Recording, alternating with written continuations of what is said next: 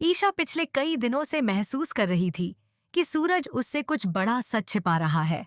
शादी के बाद भी कई बार ऐसा होता कि सूरज बिना कुछ बताए अचानक घर से निकल जाता और देर रात लौटता। जब भी ईशा उससे सवाल करती, वह किसी न किसी बहाने बात टाल देता। शुरुआत में ईशा ने इसे काम का दबाव समझकर नजरअंदाज कर दिया, लेकिन समय के साथ उसकी बेचैनी बढ़ती गई। उसे लगने लगा कि सूरज किसी ऐसे रहस्य में उलझा है जिसे वह हर हाल में छिपाए रखना चाहता है। एक शाम सूरज जल्दबाजी में घर से निकला। उसके चेहरे पर साफ घबराहट दिखाई दे रही थी। ईशा ने चुपचाप उसका पीछा करने का फैसला किया। कुछ दूर जाकर सूरज एक सुनसान जगह पर रुका और किसी को फोन मिलाया। ईशा दीवार के पीछे छिपकर उसकी बातें सुनने लगी।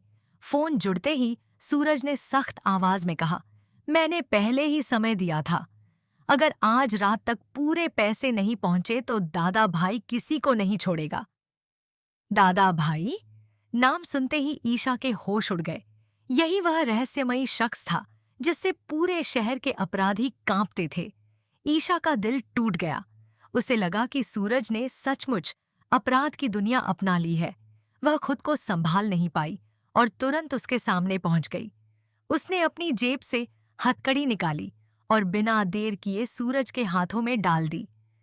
सूरज हैरान रह गया। उसने पूछा, ईशा, ये क्या कर रही हो? ईशा की आंखों में गुस्सा और दर्द दोनों थे। उसने कहा, इस वक्त मैं सिर्फ एक पुलिस अधिकारी हूं। मेरे सामने मेरा पति नहीं, कानून की नजर में एक अपराधी खड़ा है। शोर सुनकर ताई माँ काव्या और परिवार के बाकी सदस्य भी बाहर आ गए। सभी सूरज के हाथों में हथकड़ी देखकर स्तब्ध रह गए। ताई माँ ने ईशा को रोकने की कोशिश की, लेकिन ईशा का गुस्सा शांत नहीं हुआ। उसने सबके सामने घोषणा कर दी कि दादा भाई का खेल अब खत्म हो चुका है। तभी काव्या आगे बढ़ी। उसने ईशा का हाथ पकड़कर कहा, तुमने जो देखा वह पूरी सच्चाई नहीं है। अगर आज जल्दबाजी में फैसला लिया तो जिंदगी भर पछताओगी। ईशा ने गुस्से में जवाब दिया कि उसने खुद सूरज को लोगों से पैसे मांगते हुए सुना है। तब काव्या ने धीरे धीरे पूरा सच बताया। कुछ महीनों पहले इलाके के एक बिल्डर गिरोह ने गरीबों की जमीनें कब्जाना शुरू कर दी थीं। जो विरोध करता उसे धमकाया जाता या गायब कर दिया जाता। लोगों ने पुलिस और प्रशासन से मदद मांगी, लेकिन नेताओं और भ्रष्ट अधिकारियों की मिलीभगत के कारण किसी ने उनकी बात नहीं सुनी। सूरज ने कानूनी रास्ते से लड़ाई लड़ी, मगर हर बार उसे निराशा मिली। आखिरकार उसने अपनी पहचान छिपाकर उन अपराधियों के खिलाफ खुद मोर्चा संभालने का फैसला किया। गरीब लोग उसे दादा भाई कहने लगे, लेकिन उसका मकसद अपराध करना नहीं था। वह सिर्फ उन्हीं लोगों से पैसा वसूलता था जिन्होंने गरीबों का हक छीना था, और वही पैसा जरूरतमंद परिवारों की मदद में खर्च करता था। सच्चाई सुनकर ईशा की आंखों से आंसू बहने लगे। उसे एहसास हुआ कि उसने अधूरी कहानी देखकर गलत फैसला लिया। कांपते हाथों से उसने सूरज की हथकड़ी खोल दी और उससे माफी मांगी। सूरज ने शांत स्वर में कहा, मैं नहीं चाहता था कि तुम्हें अपने फर्ज और हमारे रिश्ते में से किसी एक को चुनना पड़े। इसी बीच बंटी दौड़ता हुआ वहां पहुंचा। वह घबराया हुआ था। उसने बताया कि बिल्डर माफिया अब सिर्फ सूरज नहीं बल्कि पूरे परिवार को खत्म करने की योजना बना चुका है।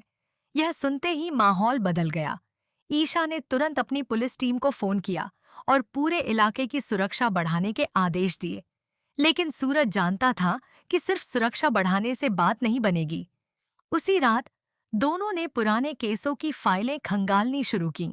घंटों की जांच के बाद एक ऐसा नाम सामने आया जिसने सबको चौंका दिया। इस पूरे गिरोह के पीछे मंत्री राघव प्रताप का हाथ था। गैरकानूनी जमीनों के सौदे, सरकारी धन का घोटाला, गवाहों को गायब कराना और अपराधियों को संरक्षण देना, हर मामले में उसी का नाम सामने आ रहा था। तभी बंटी ने एक और महत्वपूर्ण जानकारी दी।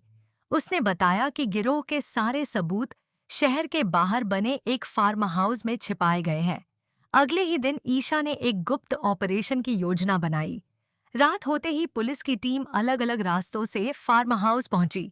सूरज पहले से वहां मौजूद था। जैसे ही दोनों अंदर पहुंचे, उन्होंने देखा कि गुंडे नकदी और जरूरी फाइलें लेकर भागने की तैयारी कर रहे थे। ईशा ने जोरदार आवाज में कहा, कोई भागने की कोशिश मत करना, पूरा इलाका पुलिस ने घेर लिया है। कुछ अपराधियों ने हथियार निकाल लिए और मुठभेड़ शुरू हो गई। सूरज ने बहादुरी से कई गुंडों को काबू किया, जबकि ईशा और उसकी टीम एक एक अपराधी को गिरफ्तार करती गई। आखिरकार पूरा फार्म हाउस पुलिस के कब्जे में आ गया। वहां से हार्ड डिस्क, बैंक रिकॉर्ड और करोड़ों रुपए के अवैध लेन देन से जुड़े दस्तावेज बरामद हुए। इसी दौरान मंत्री राघव प्रताप भी वहां पहुंच गया। उसे भरोसा था कि वह अपने राजनीतिक प्रभाव से बच जाएगा, लेकिन इस बार हालात बदल चुके थे। सूरज ने उसके सामने सारे पक्के सबूत रख दिए। मंत्री के चेहरे का रंग उड़ गया। अगले ही दिन उसे अपने पद से इस्तीफा देना पड़ा। इसके बाद ईशा ने कानून के अनुसार उसे गिरफ्तार कर लिया। पूरे शहर में खुशी की लहर दौड़ गई। बिल्डर गिरोह के सभी सदस्य भी सलाखों के पीछे पहुंच गए और आरव की मौत का सच भी सामने आ गया। साबित हो गया कि उसकी मौत एक सुनियोजित साजिश थी। कुछ समय बाद ईशा ने सूरज से कहा कि अब उसे अपनी असली पहचान वापस हासिल करनी चाहिए। जांच पूरी होने पर यह साबित हो गया कि सूरज ने जो कुछ भी किया, वह निजी लाभ के लिए नहीं, बल्कि बेगुनाह लोगों